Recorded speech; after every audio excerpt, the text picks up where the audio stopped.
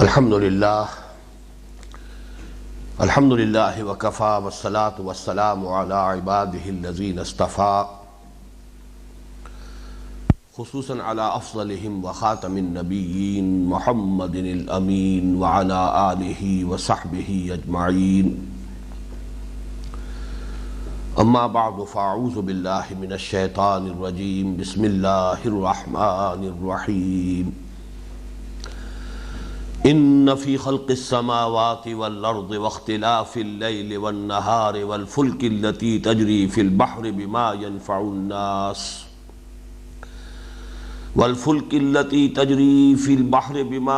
الناس وما انزل اللہ من السماء من ماء فاحیا به الارض بعد موتها وبث فيها من كل دابة وتصريف الرياح والسحاب المسخر بين السماء والأرض لآيات لقوم يعقلون ومن الناس من يتخذ من دون الله أندادا يحبونهم كحب الله والذين آمنوا أشد حبا لله وَلَوْ يَرَى الَّذِينَ ظَلَمُوا إِذْ يَرَوْنَ الْعَذَابَ أَنَّ الْقُوَّةَ لِلَّهِ جَمِيعًا وَأَنَّ اللَّهَ شَدِيدُ الْعَذَابِ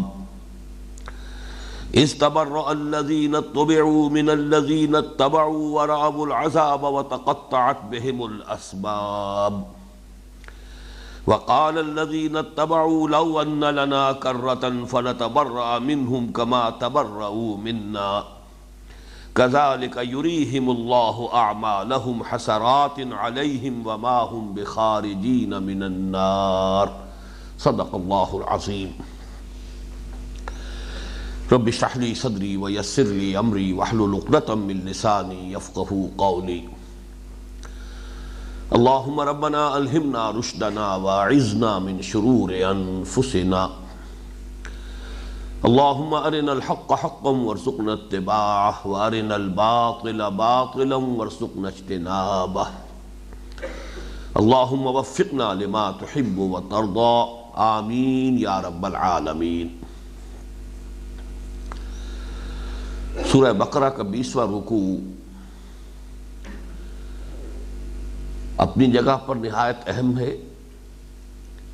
اور قرآن حکیم کے یا دوسرے الفاظ میں اسلام کے فلسفے کے ضمن میں نہایت اہم اور بنیادی بحث پر مشتمل ہے۔ اس سے پہلے کہ ہم اس رکوع کا مطالعہ شروع کریں، ایک تو یہ بات نوٹ کر لیجئے کہ پچھلے رکوع کی جو آخری آیت تھی وَإِلَٰهُكُمْ إِلَٰهٌ وَاحِدٌ لَا إِلَٰهَ إِلَّا هُوَ الرَّحْمَٰنُ الرَّحِيمُ، اس کا اس رکوع کی پہلی آیت سے کچھ معنوی ربط قائم ہوتا ہے۔ اسی حوالے سے مولانا امین احسن اصلاحی صاحب نے جب تجزیہ کیا ہے عبارت کا اور حصے کیے ہیں، جتنے حصوں کے اندر پھر انہوں نے اپنی تفسیر لکھی ہے، تو اس میں اس آیت کو اس حصے کے ساتھ شامل کیا ہے۔ ویسے جہاں تک میں نے غور کیا ہے، جیسا کہ میں نے اس سے پہلے بھی بہت مرتبہ عرض کیا ہے کہ رکوعوں کی تقسیم اگرچہ جو قرآن مجید میں ہے وہ اس اعتبار سے بائنڈنگ نہیں ہے، ہمارے لیے واجب التسلیم نہیں ہے، اس لیے کہ وہ حضور کے زمانے کی تقسیم نہیں ہے، صحابہ کے دور کی تقسیم نہیں ہے، یہ زمانہ ما بعد میں تقسیم کی گئی ہے۔ حضور کے زمانے میں قرآن حکیم کی جو تقسیم تھی وہ آیات، پھر سورتیں، اور سورتوں کی وہ ایک گروپنگ جنہیں ہم منزلوں کے نام سے جانتے ہیں۔ بس یہ 3 اصطلاحات تھیں کہ جو حضور صلی اللہ علیہ وسلم اور صحابہ کرام کے دور میں موجود تھیں۔ آیتیں ہیں اور وہ بیسک یونٹ ہے قرآن مجید کا آیت۔ آیات پھر گروپ ہے سورتوں کی شکل میں، بہت چھوٹی صورتیں بھی ہیں 3 آیات پر مشتمل، اور سورہ بقرہ بھی ہے 286 آیات پر مشتمل، گویا کہ لگ بھگ 1 اور 100 کی نسبت موجود ہے ان سورتوں کے حجم کے اندر، بلکہ اصل میں تو اس سے بھی کہیں زیادہ یہ نسبت ہے، اس لیے کہ سورہ بقرہ کی تو بعض آیتیں ایسی ہیں کہ جو پوری سورۃ العصر جو ہے اس کے مقابلے میں 4 گنی یا 5 گنی حجم کے اندر وہ ایک آیت ہے۔ اس حوالے سے وہ ریشو پروپورشن تو بہت زیادہ بڑھ جائے گا۔ لیکن پھر یہ صورتیں جو ہے یہ صرف ان گروپس کی شکل میں کہ تقریباً 4.5 پونے 5 پارے کی ایک منزل ہو جائے، تاکہ ہر روز ایک منزل کی تلاوت کی جائے تو ہر ہفتے میں قرآن مجید کی تلاوت کا ایک دور مکمل ہو جائے۔ بس یہ 3 اصطلاحات دور صحابہ میں ہیں۔ پاروں کی تقسیم 30 پارے، یہ بہت بعد کی بات ہے۔ اسی طرح بڑی صورتوں کی جو تقسیم ہے رکوعوں کی شکل میں، وہ بھی بعد کی بات ہے۔ تو جو بعد کی چیزیں ہیں ان میں اختلاف کی گنجائش ہے، لیکن اس میں یہ کنٹراسٹ ہے کہ جہاں تک سپاروں یا پاروں کی تقسیم کا تعلق ہے وہ تو خالص آربیٹریری ہے، اس میں کوئی حکمت، کوئی مضامین کا کسی اعتبار سے کوئی لحاظ سرے سے نہیں۔ البتہ رکوعوں کی تقسیم ایسے نہیں ہے، اس میں معلوم ہوتا ہے بڑی عرق ریزی اور دیدہ ریزی کے ساتھ، بڑی محنت کے ساتھ، بڑے تدبر کے ساتھ رکوعوں کی تقسیم کی گئی ہے۔ اکثر و بیشتر جگہوں پر اس سے اتفاق ہوتا ہے۔ شاذ کہیں ایسا ہوا ہے جہاں میں نوٹ کراتا رہا ہوں کہ جہاں میرے خیال میں رکوع اس آیت پر ختم ہونے کے بجائے ایک آیت پہلے یا ایک آیت بعد اس کو ختم ہونا چاہیے تھا، لیکن یہاں جہاں تک میری ذاتی رائے ہے رکوع کی تقسیم بالکل صحیح ہے۔ انداز جو ہے آخری آیت کا وَإِلَٰهُكُمْ إِلَٰهٌ وَاحِدٌ لَا إِلَٰهَ إِلَّا هُوَ الرَّحْمَٰنُ الرَّحِيمُ، یہ انداز قرآن مجید میں اکثر و بیشتر جب کوئی بحث ختم ہوتی ہے تو اس کے اختتام پر ایک جامع کلمے کے طور پر اس قسم کی آیات آتی ہیں۔ دوسری بات نوٹ یہ کیجئے کہ یہ حسن اتفاق ہے کہ سورہ بقرہ کا جو جوڑا ہے، جو مثنیٰ ہے قرآن حکیم میں سورہ آل عمران، وہ تو چونکہ ہے ہی کل 20 رکوعوں پر مشتمل، لیکن اس کا بھی جو 20واں رکوع ہے وہ اسی آیت سے شروع ہوتا ہے۔ اس کے مقابلے میں وہ چھوٹی آیت ہے لیکن مضمون یہی ہے۔ وہ چونکہ ہمارا منتخب نصاب جو ہے مطالعہ قرآن حکیم کا، اس کا ایک اہم درس ہے کہ جو ان آیات پر مشتمل ہے، تو اکثر و بیشتر حضرات کو تو یاد ہوگی آیت ان فی خلق السماوات والارض واختلاف اللیل والنہار لآیات لأولی الالباب۔ تو یہ بھی ایک مشابہت جو ہے ان دونوں صورتوں کے مابین جو نسبت زوجیت ہے، جوڑے ہونے کی جو نسبت ہے، اس میں یہ بھی ایک اہم نقطہ ہے کہ 20واں رکوع اس سورہ مبارکہ کا جس مضمون سے شروع ہو رہا ہے، سورہ آل عمران کا بھی 20واں رکوع بالکل اسی مضمون سے شروع ہو رہا ہے۔ پھر وہاں بھی ایک عجیب بات ہے کہ 19واں رکوع جو ہے اس کے اختتام پر بالکل اسی طرح کی آیت ہے، وہاں فرمایا گیا وَلِلَّهِ مُلْكُ السَّمَاوَاتِ وَالْأَرْضِ وَاللَّهُ عَلَىٰ كُلِّ شَيْءٍ قَدِيرٌ۔ 19واں رکوع کنکلوڈ ہو رہا ہے اسی طرح کی، جیسا کہ میں نے عرض کیا کہ اکثر و بیشتر جب کہیں کوئی بحث ختم ہوتی ہے تو کنکلوڈنگ ریمارکس جو اس کو یعنی یوں سمجھیے کہ اختتامی جو آیت ہوتی ہے وہ بہت جامع ہے اور بڑی پرجلال، پرہیبت اور اپنی ایک شان جو ہے وہ لیے ہوئے۔ بالکل وہی بات یہاں ہے وَإِلَٰهُكُمْ إِلَٰهٌ وَاحِدٌ لَا إِلَٰهَ إِلَّا هُوَ الرَّحْمَٰنُ الرَّحِيمُ۔ اس پر 19واں رکوع ختم ہوا تھا اور اب 20واں رکوع شروع ہو رہا اس آیت مبارکہ سے۔ اس آیت کو جیسا کہ اس سے پہلے میں نے کئی مرتبہ عرض کیا، میں نے ایک عنوان دیا۔ یہ عنوانات صرف اس لیے ہوتے ہیں تاکہ ذہن میں کوئی چیز جو ہے آسانی کے ساتھ محفوظ رہ سکے، ذہن کے میں مستحضر رہ سکے۔ تو اس کا عنوان جو میں نے قائم کیا وہ آیت الآیات، یعنی جتنی آیات اس ایک آیت میں اللہ تعالیٰ نے جمع کی ہیں اس کی کوئی دوسری نظیر پورے قرآن میں موجود نہیں۔ آیت سے مراد یہ جو فینومینا ہے، فینومینا آف دی نیچر، ان کو قرآن مجید اللہ کی نشانیاں قرار دیتا ہے۔ تو جیسا کہ میں نے ابھی آپ کو آیت سنائی جو سورہ آل عمران کے 20ویں رکوع کی پہلی آیت ہے ان فی خلق السماوات والارض واختلاف اللیل والنہار لآیات لأولی الالباب، لیکن یہ کہ جتنی آیات یہاں جمع کی گئی ہیں اس ایک آیت میں، ان فی خلق السماوات والارض واختلاف اللیل والنہار، یہاں تک تو بالکل وہی الفاظ ہیں جو سورہ آل عمران کی آیت کے۔ یقیناً آسمانوں اور زمین کی تخلیق میں اور رات اور دن کے الٹ پھیر میں اختلاف کے دو معنی ہے۔ ایک اختلاف کا وہ لفظ مفہوم ہے کہ جو اردو میں بھی ہم جانتے ہیں، فرق، اختلاف کے معنی فرق۔ رات کی کیفیت اور ہے، دن کی کیفیت اور ہے۔ رات تاریک ہے، دن جو ہے روشن ہے۔ رات جو ہے وہ آرام کے لیے ہے، دن بنیادی طور پر کام کے لیے ہے، معاشی دوڑ بھاگ کے لیے ہے۔ لیکن یہ کہ اختلاف کے دوسرے معنی بھی ہے۔ خلف کہتے ہیں پیچھ کو، تو اختلاف ایک دوسرے کا پیچھا کرنا، کہ جیسے یہ دن اور رات ایک دوسرے کے پیچھے لگے ہوئے ہیں، ایک دوسرے کے تعاقب میں۔ ان فی خلق السماوات والارض واختلاف اللیل والنہار، رات اور دن کے فرق و امتیاز میں بھی، اور رات اور دن کا ایک دوسرے کا جو تعاقب یہ کر رہے ہیں ان میں بھی والفلک التی تجری فی البحر بما ينفع الناس، اور اس کشتی میں یا ان کشتیوں میں کہ جو چلتی ہیں باہر، سمندر کو بھی کہیں گے اور عام طور پہ لفظ جو عام طور پر جو عربی زبان میں دریا کو باہر کہا جاتا ہے، جو دریاؤں میں چلتی ہیں کشتیاں، والفلک التی تجری فی البحر بما ينفع الناس، وہ سامان لے کر کے جو لوگوں کو نفع پہنچاتا ہے۔ آپ کو معلوم ہے کہ دریائی جو ایک ذریعہ مواصلات ہے، یہ دنیا میں بہت قدیم چلا آ رہا ہے، دریاؤں کے ذریعے سے، کشتیوں کے ذریعے سے ضرورت کی چیزیں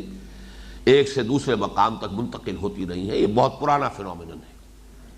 والفلک التی تجری فی البحر بما ينفع الناس وما انزل اللہ من السماء من ماء، اور جو اتارا اللہ نے بلندی سے، آسمان سے، سما کے لفظی معنی بلندی کے ہیں، صاحب السمو آج کل کہا جاتا ہے، عالی مرتبت، کوئی بہت بڑا شخص ہے، اس کا القاب جو ہے آپ نے اس کا نام لینا ہے پہلے کسی القاب کے ساتھ، تو صاحب السمو، تو سین میم اور واو اصل میں ہے بلندی کے لیے، اور اسی سے سما بلندی۔ وما انزل اللہ من السماء من ماء، اور اللہ نے بلندی سے، یا ہم اس کا ترجمہ آسمان بھی کریں گے جو عرف عام میں ترجمہ ہے،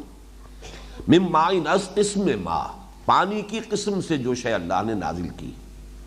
آسمان سے اور بھی کچھ نازل ہوتا ہے، فرشتے بھی نازل ہوتے ہیں اللہ تعالیٰ کے احکام کی تنفیذ کے لیے،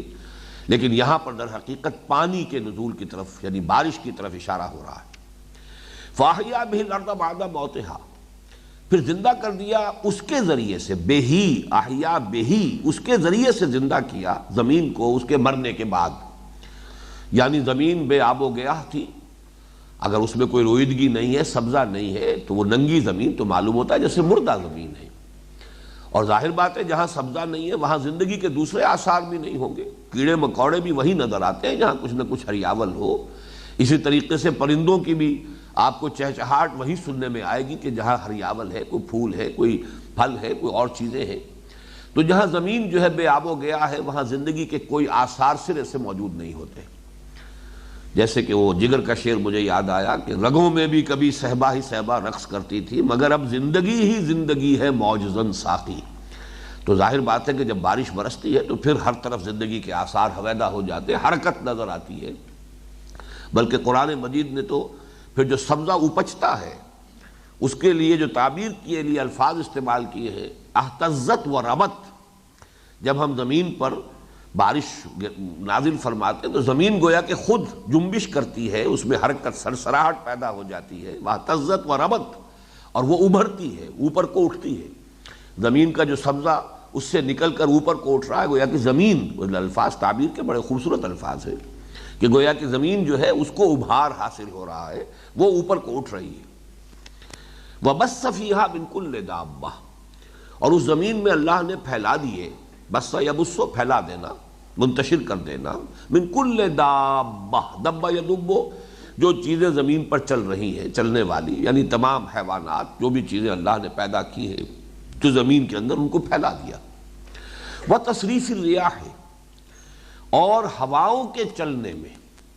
اور چلنے کی بجائے چلانے میں ہونا چاہیے، اس لیے کہ باب تفعیل ہے، یہ متعدی فعل ہے، چلنا جو ہے یہ تو فعل لازم ہوگا۔ ہواؤں کو جو چلانا ہے اللہ تعالیٰ چلا رہا ہے، اللہ تعالیٰ ہی کی حکمت ہے، اللہ ہی کا حکم ہے، اسی کے بنائے ہوئے قانون ہیں۔ وتصریف الریاح والسحاب المسخر، اور ان بادلوں میں کہ جو مسخر ہیں بین السماء والارض، آسمان اور زمین کے مابین، یعنی جو فضا میں معلق ہیں اور چل رہے ہیں، تیر رہے ہیں۔ اب یہ اتنے ہیں فینومینا آف دی نیچر جن کو اس ایک آیت میں جمع کیا گیا۔ جیسا کہ میں نے عرض کیا، میرے نزدیک قرآن مجید میں میرے علم کی حد تک کوئی اور آیت ایک آپ کو نہیں ملے گی، بلکہ آپ کو سورۃ النحل ہے خاص طور پر، جن میں یہ مضامین آئے ہیں بڑی کثرت کے ساتھ، سورۃ الروم ہے، معلوم ہوگا کہ ان میں سے ایک ایک چیز کی طرف ومن آیاتہ ومن آیاتہ ومن آیاتہ، ایک ایک فنومینن کو لے کر اللہ تعالیٰ کی آیات کی حیثیت سے ان کی طرف توجہ دلائی گئی ہے۔ لآیات، لام یہ تاکید کے لیے ہے، یقیناً آیتیں ہیں، نشانیاں ہیں، لقومی یعقلون، ان لوگوں کے لیے کہ جو عقل سے کام لیتے ہیں، جو ہوش اور شعور کے حامل ہیں، ان کے لیے یہ نشانیاں ہیں۔ اب یہ مضمون اصل میں ہمارے منتخب نصاب کے ضمن میں اتنی وضاحت کے ساتھ بیان ہوتا ہے، اور پھر جو میں نے ایمان پر جو 5 لیکچرز دیے تھے، حقیقت ایمان، اس کے ضمن میں بھی یہ مضمون بڑی تفصیل کے ساتھ سامنے آ چکا ہے، لیکن پھر بہرحال چونکہ اب درس میں ہم اس مقام سے گزر رہے ہیں تو پھر نوٹ کر لیجئے۔ قرآن مجید کے فلسفے کا یہ بڑا اہم موضوع ہے کہ اللہ تعالیٰ کی معرفت اور محبت یہ فطرت انسانی میں موجود ہے۔ ہر انسان، ہر بچہ جو نسل آدم کا پیدا ہوتا ہے، جس کے بارے میں حدیث میں الفاظ آئے کل مولود یولد علی الفطرہ فابواہ یحودانہ او یمجسانہ او ینصرانہ، ہر بچہ فطرت اسلام لے کر آتا ہے، فطرت اسلام پر پیدا ہوتا ہے۔ اس سے مراد کیا ہے؟ اس کے قلب میں، اور صحیح تر لفظ ہوگا اس کی روح میں۔ عام طور پر اس چیز کے لیے قرآن مجید میں لفظ قلب آتا ہے، روح کا لفظ بہت کم استعمال ہوا ہے، انسان کی تخلیق کے ضمن میں آیا ہے بار بار۔ وَنَفَخْتُ فِيهِ مِن رُوحِي وَنَفَخَ فِيهِ مِن رُوحِهِ سورہ سجدہ میں آیا ہے۔ لیکن یہ کہ ویسے عام طور پر انسان کی جو بیسک فیکلٹیز ہیں ان کے ضمن میں روح کا لفظ کم آیا ہے، قلب کا لفظ آتا ہے بار بار۔ لیکن قلب اصل میں مسکن ہے اس روح کا۔ اس حوالے سے جو چیزیں بھی متعلق ہیں روح کے ساتھ، قرآن مجید میں ان کا تذکرہ قلب کے حوالے سے ہوتا ہے۔ اس قلب انسانی میں، یا صحیح تر الفاظ استعمال کیے روح انسانی میں، جو کہ حقیقت میں امر رب ہے، یسألونک عن الروح قل الروح من امر ربی، اس امر رب میں اللہ کی معرفت بھی موجود ہے پوٹینشلی، اور اللہ کی محبت بھی موجود ہے۔ لیکن یہ دونوں چیزیں ڈورمنٹ ہیں، انرٹ ہیں، ان ایکٹیو ہیں، خابیدہ صورت میں ہے۔ تو ایمان جسے ہم کہتے ہیں در حقیقت اسی انسان کی اس باطنی جو اس کے اندر موجود ہے، معرفت رب اور محبت خداوندی، ان کو ایکٹیویٹ کرنے کا نام ہے ایمان۔ یہ تحت شعور سے ابھر کر شعور کی سطح پر آ جائیں، یہ ہے ایمان۔ اور اس کے لیے جو 2 بنیادی اصطلاحات ہیں قرآن مجید کی، ایک لفظ آیت اور ایک لفظ ذکر یا تذکیر یا تذکرہ، یہ مختلف اس کے جو ہے اس کی شکلیں ہو جائیں گی۔ اس لیے کہ آیت کسے کہتے ہیں؟ نشانی۔ نشانی کا مفہوم کیا ہے؟ وہ شے کہ جسے دیکھتے ہی بغیر کسی ارادے کے خود بخود کوئی اور شے یاد آ جائے، وہ اس کی نشانی ہے۔ آپ کے دوست نے کبھی کوئی شے آپ کو دی تھی، کوئی قلم دیا تھا، کوئی اور رومال دیا تھا، وہ کہیں آپ کے ٹرنک کے اندر محفوظ رکھا رہا۔ اب بہت عرصہ ہو گیا اس دوست سے ملاقات نہیں ہوئی، لہذا وہ آپ کے وہ جو شعور کی سطح ہے اس سے وہ آنکھ اوجل پہاڑ اوجل وہ آپ کے ذہن سے دور ہو چکا ہے۔ اچانک کبھی آپ نے ٹرنک کھولا اور وہ قلم جو ہے وہ اس پر آپ کی نگاہ پڑی، دوست یاد آ گیا۔ اس میں آپ کی کسی کانشس ایفرٹ کو دخل نہیں ہے، نہ آپ نے چاہا نہ کوشش کی، بلکہ وہ تو نشانی دیکھتے ہی کچھ ہے یاد آ گئی۔ اس معنی میں یہ لفظ آیت جو ہے قرآن حکیم کا بہت بنیادی لفظ ہے کہ کائنات کی ہر شے اللہ کی نشانی ہے۔ وَفِي كُلِّ شَيْءٍ لَهُ آیَةٌ تَدُلُّ عَلَىٰ أَنَّهُ وَاحِدٌ، ہر شے میں اس کے لیے ایک نشانی موجود ہے۔ در حقیقت ہر شے اپنے وجود سے مظہر ہے اللہ تعالیٰ کی صفات کمال کی، جیسے کہ تصویر جو ہے وہ مصور کے کمال فن کا منہ بولتا ثبوت ہے، اس کی نشانی ہے۔ اسی طریقے سے کائنات کی ہر شے اللہ تعالیٰ کی خلاقی، اس کی صناعی، اس کے علم کامل، اس کی قدرت کاملہ، اس کی حکمت کاملہ، اس کے ثبوت ہے، اس کی نشانیاں ہیں۔ ان کو دیکھو، اللہ کو یاد کرو۔ برگ درختان سبز در نظر ہوشیار، ہر ورق دفتر اسد معرفت کردگار، ایک ایک پتا جو ہے اللہ تعالیٰ کی معرفت کا دفتر ہے، اس کو دیکھو گے اور کوئی تمہیں یاد آ جائے۔ یہ یاد آ جانا جو ہے اسی کا نام تذکر ہے۔ افلا یتذکرون، کیا یہ تذکر نہیں کرتے؟ تذکیر ہوگا یاد دلانا۔ اے نبی اس قرآن کے ذریعے سے تذکیر کیجئے، فذکر بالقرآن من یخاف وعید، تذکیر کیجئے۔ تذکیر کے لیے صحیح لفظ ہوگا ریمائنڈنگ۔ تو معلوم ہوا کہ پہلے کوئی چیز ہے تو جسے ریمائنڈ کیا جا رہا ہے، ریمائنڈ کیا جا رہا ہے، ریممبر، ریمائنڈ۔ اس کا مطلب یہ ہے کہ کوئی نئی شے نہیں بتائی جا رہی، کوئی نیا علم نہیں دیا جا رہا، کوئی نئی بات نہیں سکھائی جا رہی، بلکہ در حقیقت کوئی پہلی بات ہے جو کہیں آپ کے حافظے میں نیچے اتر گئی ہے، شعور کی سطح سے ذرا نیچے چلی گئی ہے، اسے وہیں سے کھینچ کر اوپر لانا ہے۔ جیسے کہ آپ ڈول جو ہے اس کنویں میں ڈال کر نیچے سے پانی کھینچتے ہیں، پانی تو وہاں ہے، ڈول نے صرف اس پانی کو وہاں سے کھینچ لیا ہے۔ اس اعتبار سے کائنات میں اور تمہارے اپنے اندر وفی انفسکم افلا تبصرون، تو دو طرح کی یہ آیات جو ہے کہ ایک آیات آفاقی ہے، اس کائنات کے اندر سورج ہے، چاند ہے، دن رات کا الٹ پھیر ہے، آسمان اور زمین کی تخلیق ہے، پھر یہ جو سارے فینومینن ہے جو نظر آ رہے ہیں، فینومینا ہے آف دی نیچر، ان میں سے ہر ایک اللہ کی ایک نشانی ہے۔ اور اس سے در حقیقت وہ ڈورمنٹ کانشسنس جو ہے اندر وہ ایکٹیویٹ ہوتی ہے، ابھرتی ہے، اندر ہی سے انسان کے اپنے باطن میں سے اوپر ابھر کر اور وہ شعور کی سطح پر آتی ہے۔ یہ ہے تذکر، افلا یتذکرون لعلکم تتذکرون۔ تو گویا کہ آیات آفاقی، آیات انفسی، اور تیسری آیت اس میں شامل کیجئے آیات قرآنی۔ اسی لیے قرآن مجید کی بیسک یونٹ کے لیے اصطلاح آیت ہے، سینٹنس نہیں ہے، ورس نہیں ہے، جملہ نہیں ہے، کچھ نہیں ہے، کوئی لفظ اس کے لیے ہے ہی نہیں۔ بعض تو مرکبات ناقصہ ہیں، والعصر آیت ہو گئی، اور مرکبات ناقصہ تو پھر بھی چلیے مرکب ہے اور وہ کلمہ ہے، لیکن یہ کہ محمل بھی ہم کہہ سکتے ہیں بعض اعتبارات سے کہ وہ چیزیں حروف مقطعات جب اس کے معنی ہمیں نہیں معلوم تو ہمارے لیے تو محمل ہے، اللہ کے علم میں اس کا کوئی مفہوم ہے اور رسول کے علم میں کچھ ہوگا، لیکن یہ کہ حروف مقطعات الف لام میم، اور یہ آیت ہے۔ اس حوالے سے قرآن مجید کی بیسک یونٹ آیت، وہ بھی در حقیقت ان تینوں آیتوں کے ذریعے سے کہ اصل میں تو آیات یہ ہیں جو کائنات میں موجود ہیں، ان فی خلق السماوات والارض واختلاف اللیل والنہار والفلک التی تجری فی البحر بما ينفع الناس وما انزل اللہ من السماء من ماء فاحیا به الارض بعد موتها وبث فیہا من کل دابۃ وتصریف الریاح والسحاب المسخر بین السماء والارض لآیات لقوم یعقلون۔ اصل آیات یہ ہے، لیکن چونکہ ذہول ہو جاتا ہے، انسان کسی شے کو مسلسل دیکھتا رہے تو پھر اس کی طرف توجہ نہیں ہوتی، دیکھتا ہوا گزر جاتا ہے، رجسٹر نہیں ہوتی وہ شے آپ کے ذہن میں کہ میں نے کوئی شے دیکھی ہے، اس لیے کہ اس کو روز دیکھتے چلے آ رہے ہیں۔ وہ تو کوئی نئی شے ہوگی تب آپ کی توجہ ادھر منعطف ہوگی۔ آیات قرآنیہ کا صرف یہ کام ہے کہ آیات آفاقی کی طرف آپ کو متوجہ کر دیتی۔ افلا ينظرون الى الابل كيف خلقت والى السماء كيف رفعت والى الجبال كيف نصبت والى الارض كيف سطحت فذكر انما انت مذكر لست عليهم بمسيطر۔ اے نبی یاد دلانے کی کوشش کیجئے، یاد دہانی کیجئے، آپ سوائے یاد دہانی کرانے کے اور کوئی آپ کا کام نہیں، آپ کو کوئی اور اختیاری حاصل نہیں، آپ ان پر داروغہ نہیں ہے، آپ ان کے ذمہ دار نہیں ہے، آپ ان کے ٹھیکیدار نہیں ہیں، آپ کو ان کے اوپر کوئی اختیار اور قدرت اور جبر حاصل نہیں ہے۔ انک لا تہدی من احببت ولکن اللہ یہدی، جو ہے اگر پردے اتنے گہرے پڑ گئے ہیں تعصب کے اور ہٹ درمی کے تو وہ نہیں مانے گا تو نہیں مانے گا، آپ زبردستی کسی سے منوا نہیں سکتے۔ بہرحال یہ ہے اصل میں جو قرآن کا بیسک فلسفہ ہے، روح انسانی میں اللہ تعالیٰ کی معرفت، اللہ تعالیٰ کی محبت دونوں موجود۔ میں خاص طور پر یہاں لفظ محبت کا اس لیے استعمال کر رہا ہوں، یعنی اس کے اوپر اضافہ کر کے معرفت کے ساتھ، کہ اگلی آیت اصل میں بنیادی طور پر اسی پر گفتگو کر رہی ہے۔ تو اللہ کی معرفت اور اللہ کی محبت دونوں روح انسانی میں موجود ہیں، یہ وہیں کی شے ہے، وہیں سے آئی ہے، اور یہ چیزیں اس میں ہیں لیکن ڈورمنٹ ہیں، ان کو صرف ایکٹیویٹ کرنے کے لیے وہی قرآنی نازل ہوئی ہے،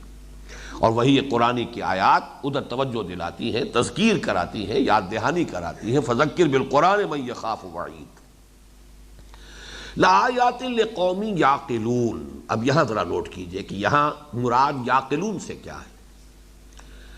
اول تو ہم اس کا تقابل کرتے ہیں، وہ جو آیت ہے القرآن یفسر بعضہ بعضا کے اصول کے تحت سورہ آل عمران کی آیت جو ہے وہ ختم ہوتی ہے لآیات لأولی الالباب۔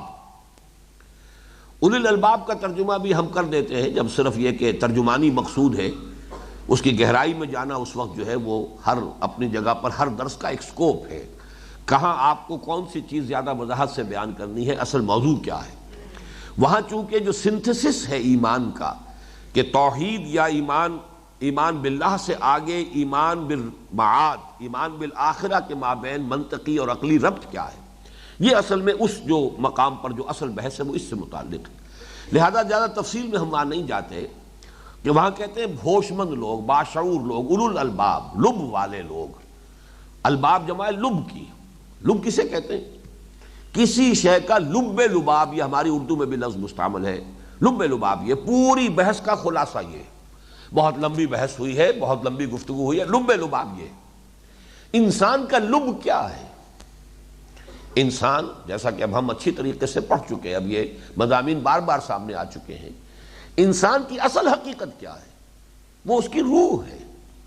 وہ اس کا یہ حیوانی وجود نہیں ہے۔ حیوانی وجود تو در حقیقت ایک مرکب ہے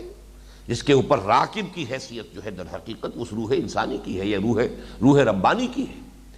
اس حوالے سے لب جو ہے انسان کا وہ اس کی وہ روح ہے۔ انسان اس کی وجہ سے بنا ہے، انسان اپنے جسم حیوانی کی وجہ سے یہ مسجود ملائک نہیں بنا ہے، اشرف المخلوقات نہیں بنا ہے۔ اسی لیے دو آیتیں جو ہیں سورہ صاد اور سورہ حجر، اس میں جو الفاظ آئے ہیں بہت ہی کلیئر، فَإِذَا سَوَّيْتُهُ وَنَفَخْتُ فِيهِ مِن رُوحِي فَقَعُوا لَهُ سَاجِدِينَ، جب میں اس کا تسویہ کر لوں، اس کی نوک پلک سنوار دوں آدم کی، اس کی تخلیق بھی مکمل ہو جائے، تسویہ بھی ہو جائے، اور پھر میں اس میں اپنی روح میں سے پھونک دوں، تب گر پڑنا اس کے سامنے سجدے میں۔ اب یہ جو فا یہاں آیا ہے فَقَعُوا لَهُ سَاجِدِينَ، اس سے معلوم ہوا کہ حیوان انسان مسجود ملائک نہیں ہے، بلکہ در حقیقت وہ روح ربانی کے پھونکے جانے کے بعد پھر وہ مسجود ملائک بنا ہے۔ تو اصل انسان تو وہ روح ربانی ہے جو اس میں پھونکی گئی۔ اس حوالے سے اب دیکھیے، میں نے یہ چونکہ ابھی حال ہی میں ہماری ایک 4 روزہ تربیت گاہ ہوئی ہے، مسائل حکمت، قرآن مجید کی روح سے انسانی علم 2 ہے، اور انسانی وجود یہ بھی مرکب وجود ہے، 2 وجودوں پر مشتمل ہے ہمارا وجود، وجود حیوانی، وجود روحانی۔ ان دونوں کی انڈیپینڈنٹ عقلیں ہیں، ایک عقل حیوانی ہے جس کا تعلق ہمارے اس برین سے ہے، حیوانات کے اندر بھی وہ عقل موجود ہے۔ میں نے تو بارہا آپ کو اپنے ایک تجربے کی، چھوٹا سا تجربہ تھا جس کی مثال کے طور پر اسی کو میں دہراتا رہتا ہوں، کہ ایک چھوٹا سا کیڑا وہ ایک طرف کو جا رہا تھا، میں نے اس کے آگے ایک تنکا رکھ دیا، اس نے جب اس کو محسوس کیا اس نے اپنا رخ بدل دیا، میں نے پھر تنکا پھر اس کے آگے ٹکا دیا، اس نے پھر رخ بدل لیا اپنا،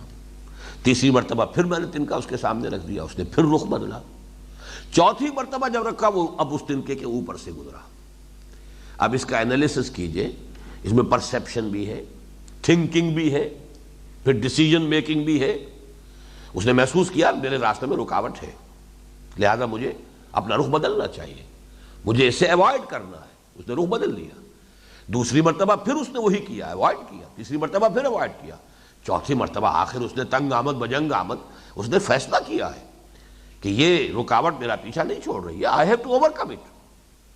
یہ سارا معاملہ آپ غور کیجئے، اور تعقل ہمارے اندر اور کون سا تعقل ہے؟ حیوانی تعقل تو اسی کا نام ہے، اس کو آپ 1000 سے ضرب دے لیں، کروڑ سے ضرب دے لیں، نوعیت تو نہیں بدلے گی،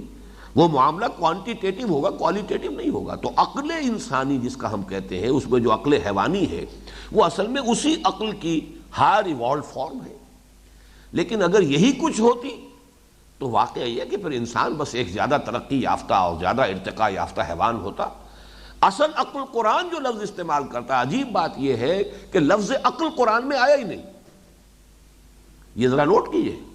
عقل بطور اسم ایک فیکلٹی کی حیثیت سے کہیں قرآن میں نہیں، ایک پروسیس کے طور پر تو ہے، یاقلون تاقلون یہ تو ہے، لیکن یہ تو ایک ورب کی شکل میں ہے، یاقلون ہو تاقلون ہو۔ عقل کو ایک فیکلٹی کی حیثیت سے، یا جسے آپ لطائف کہیں ایک لطیفے کی حیثیت سے بیان نہیں کیا گیا۔ اور یہ کہ قرآن مجید میں صراحت کے ساتھ جس عقل کا، جس پروسیس، ریشنلائزیشن کہہ لیں، تعقل کہہ لیں، انفر کرنے کا معاملہ ہے، اس کو قلب سے وابستہ کیا گیا۔ لہم قلوب لا یعقلون بہا لا یفقہون بہا لا یعقلون بہا فتکون لہم قلوب یعقلون بہا، یہ سورہ حج کے اندر آیا ہے۔ تو قلب کے ساتھ ایک تعقل ہے، ایک تعقل وہ ہے جسے ہم جانتے ہیں، وہ حیوانی تعقل ہے، وہ کتے میں بھی ہے، اس نے بھی دیکھا ہے گاڑی آ رہی ہے اور وہ ایوائڈ کرتا ہے، راستہ بدل دیتا ہے، بلی میں بھی ہے، ہر جانور کے اندر، ہر حیوان کے اندر وہ موجود ہے، وہ اپنی پریزرویشن آف دی سیلف کے لیے، وہ اپنے تحفظ کے لیے وہ اپنے اس عقل کو بروئے کار لاتا ہے، ہر حیوان لاتا ہے۔ لیکن اصل جو انسانی عقل ہے وہ اس قلب کے ساتھ وابستہ ہے۔ تو جنہوں نے یوں سمجھیے کہ وہ جو ایک شعر ہے بڑا پیارا کہ مجھے یہ ڈر ہے دل زندہ تو نہ مر جائے کہ زندگانی عبارت ہے تیرے جینے سے، یہ عقل جو ہے یہ تو ابو جہل کی بھی بہت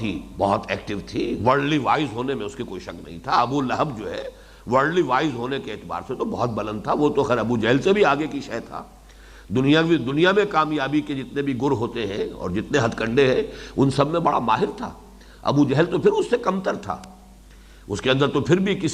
کسی شے کے ساتھ ایک وابستگی وفاداری والی تھی کہ وفاداری بشرط استواری عین ایمان ہے، اس کے اندر وہ موجود تھی۔ اس نے اپنے باطل نظریات کے لیے اپنی جان قربان کی ہے، لیکن یہ کہ وہ ورلڈلی وائز ابو لہب تو ایسا تھا، وہ مرسنری اس نے بھیج دیا تھا غزوہ بدر میں، خود نہیں گیا،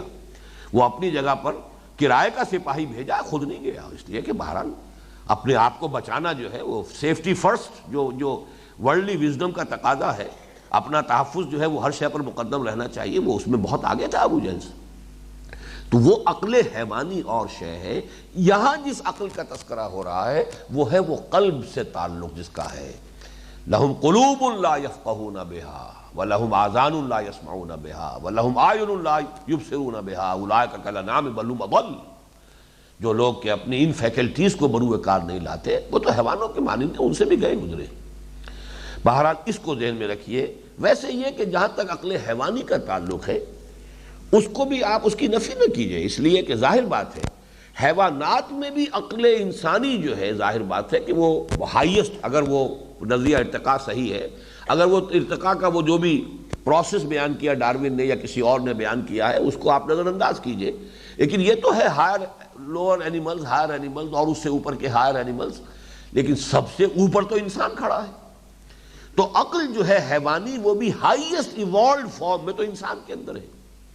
یہی وجہ ہے کہ اس عقل کا بھی ظاہر بات ہے کہ رابطہ تو پھر ہے وہیں سے، اللہ ہی کی تخلیق ہے، یہ جو حیوانی ہمارا وجود ہے یہ بھی اللہ کا بنایا ہوا، یہ بھی اللہ کی نشانیوں میں سے ہے۔ وفی انفسکم افلا تبصرون۔ تو یہ عقل بھی بالکل بیکار شے نہیں ہے، یہ عقل جو ہے اس کے بارے میں بھی کہا اور ٹھیک کہا ہے کہ عقل گو آستاں سے دور نہیں، اس کے بھی آخر ایک اس کی بھی رسائی ہے کہیں تک، تو اس کی قسمت میں پر حضور نہیں،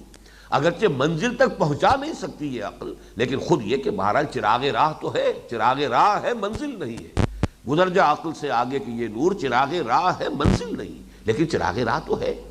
اس حوالے سے وہ عقل بھی انسان کو پہنچاتی ہے، لیکن یہ کہ منزل تک پہنچا دینے والی عقل جو ہے وہ در حقیقت وہ عقل انسانی، وہ عقل روحانی جس کا تعلق قلب کے ساتھ ہے۔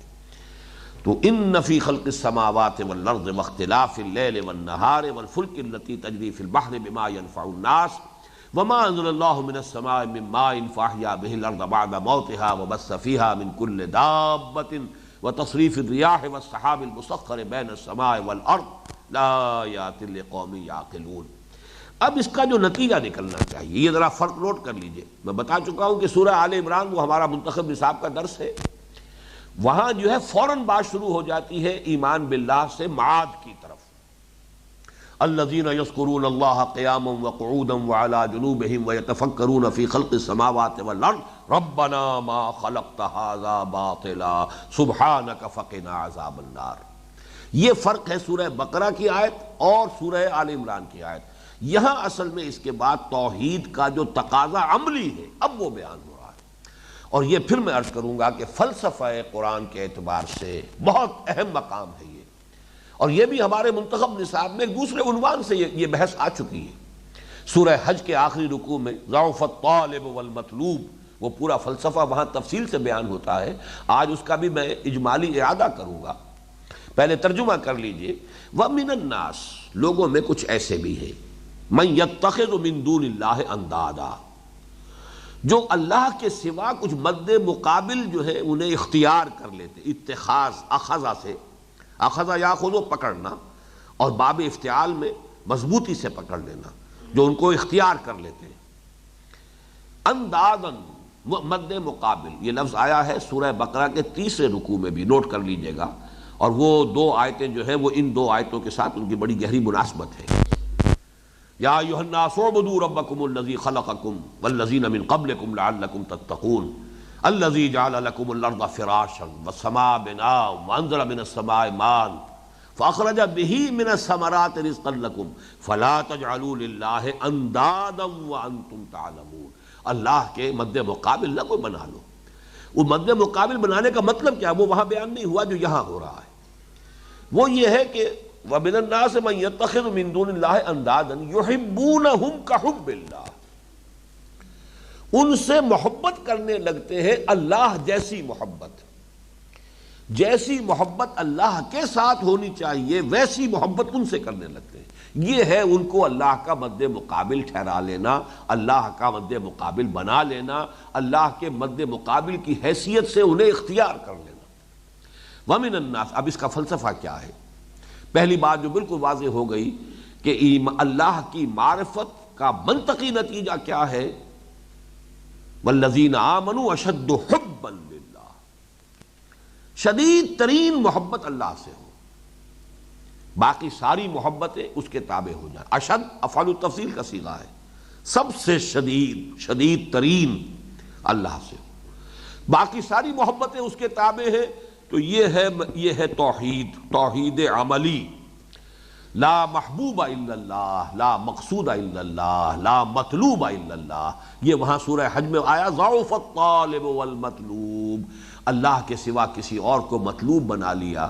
تو وہ جس کو مطلوب بنایا ہے وہ بھی حقیر شے ہے، اور جو طالب بن گیا حقیر شے کا وہ خود بھی گویا کہ بہت حقیر ہو گیا۔ بلندی کے اوپر چڑھنا ہے تو کمند جو ہے وہ اونچائی تک پھینکنی ہوگی، تب کہیں اوپر چڑھیں گے۔ تو مقصود،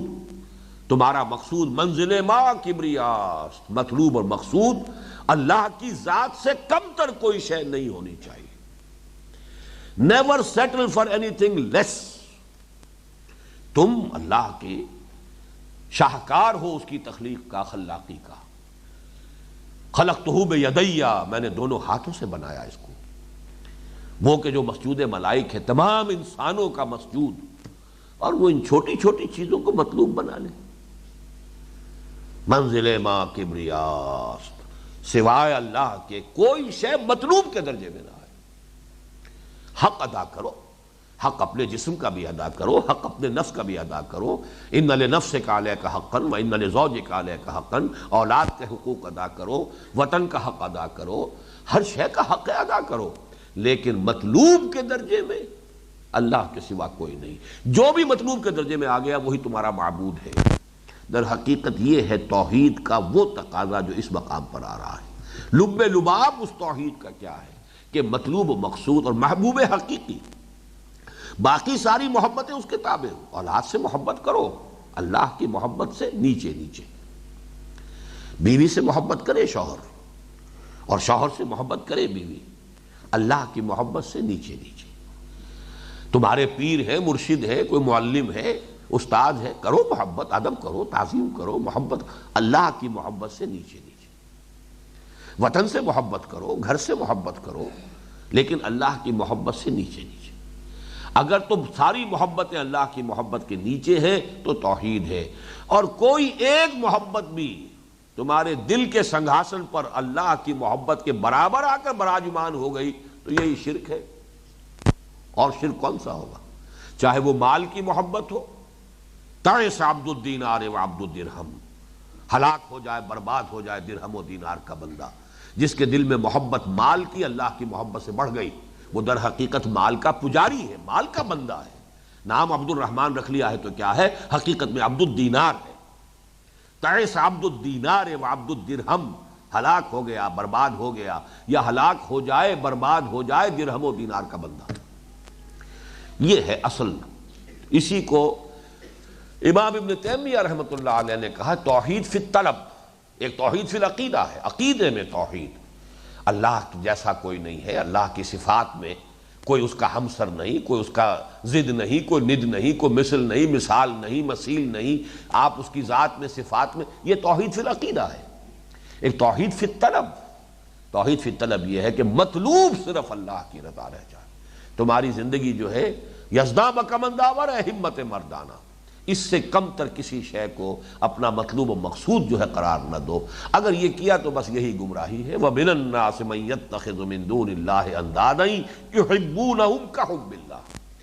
اس فلسفے کو جیسا کہ میں سورہ حج کی ان آیات کے حوالے سے بیان کرتا ہوں اکثر مواقع پر، اس کو باقاعدہ ایک فلسفے کی شکل میں مدون کیا ہے ہمارے اس دور میں ڈاکٹر رفیع الدین مرحوم مغفور نے۔ اگرچہ ان کا کہنا یہ ہے کہ یہ اصل میں ڈاکٹر اقبال کا، علامہ اقبال کا فلسفہ خودی ہے، وہ چونکہ شاعری میں بیان ہوا ہے اکثر و بیشتر، لہذا اس کو ایک فلسفے کی حیثیت سے مرتب اور مدون شکل میں اقبال کے کلام میں آپ تلاش نہیں کر سکتے۔ اسی لیے بہت سے لوگ جو ہیں اس کے لیے کھوج لگاتے لگاتے کوئی کہیں پہنچ جاتا ہے، کوئی نیٹشے کے ہاں پہنچ جاتا ہے، کوئی برکشا کے ہاں پہنچ جاتا ہے، کوئی کہیں اور پہنچ جاتا ہے، یہاں سے لیا ہے وہاں سے لیا ہے، جس پر کہ پھر انہوں نے خود ڈکٹیٹ کرایا سید نذیر نیازی کو کہ میرے فلسفہ خودی کا جو منبع ہے، سرچشمہ ہے، سورس ہے، وہ سورہ حشر کی وہ آیت ہے وَلَا تَكُونُوا كَالَّذِينَ نَسُوا اللَّهَ فَأَنسَاهُمْ أَنفُسَهُمْ۔ نہ نٹشے سے ہے، نہ بلسا سے ہے، نہ فلاں سے ہے، نہ فلاں سے ہے، میرے پاس جو کچھ ہے وہ تو قرآن کی اس آیت سے ہے۔ لیکن ڈاکٹر رفیع الدین صاحب نے اسے باقاعدہ، میں اسے چند جملوں میں آپ کے سامنے رکھ رہا ہوں، ڈاکٹر رفیع الدین نے اصل میں جتنے اس دور کے بڑے بڑے ماہرین نفسیات تھے، چاہے وہ فرائیڈ ہو، ایڈلر ہو، یونگ ہو، مختلف جتنے بھی میکڈوگل ہو، ان سب کے نظریات کی بڑی عالمانہ جو ہے اس کا کرٹیسزم کیا ہے اور ثابت کیا ہے کہ انسان کی شخصیت کی ٹوٹل توجیہ ان میں سے کسی کے نظریے سے نہیں ہوتی۔ انسانی شخصیت ہے کیا، اس کے محرکات عمل کیا ہے، وہ اس نتیجے پر پہنچاتے انسان کو دلیل کے ساتھ، استدلال کے ساتھ۔ یہ کوئی یعنی واعظانہ انداز نہیں ہے، بڑا فلسفیانہ انداز ہے